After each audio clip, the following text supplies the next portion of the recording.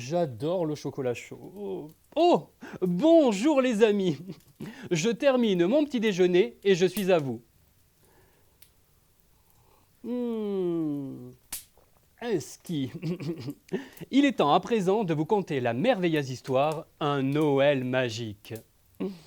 Souvenez-vous, hier, poussée par la curiosité, Victoria était sur le point de découvrir qui occupait cette étrange maison.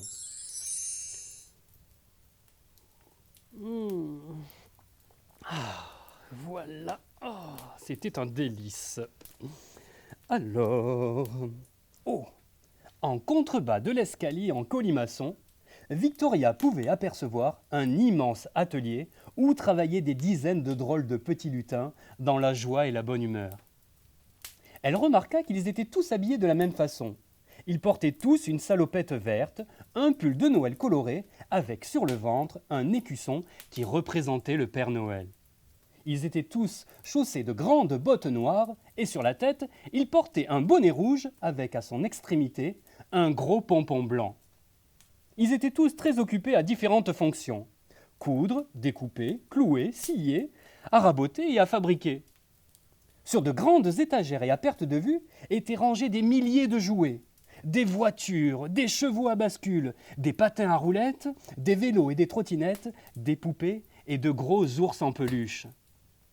Victoria voulut voir de plus près. Elle descendit avec hâte les dernières marches.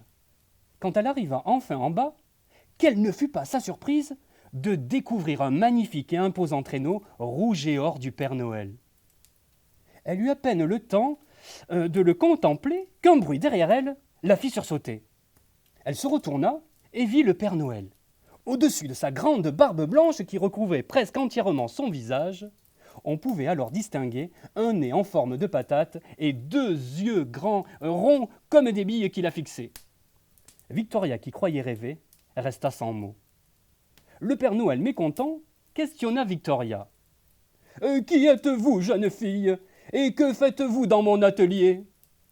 Victoria se présenta et expliqua alors au Père Noël toute sa mésaventure, de son égarement en forêt jusqu'à ce qu'elle tombe nez à nez avec lui dans son propre atelier.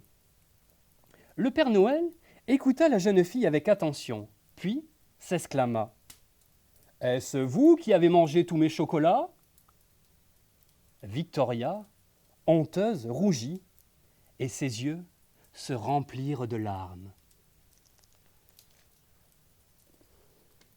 J'espère que vous avez été bien attentifs.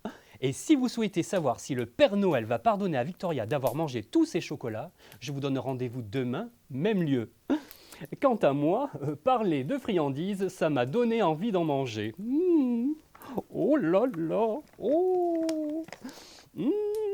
À demain les amis.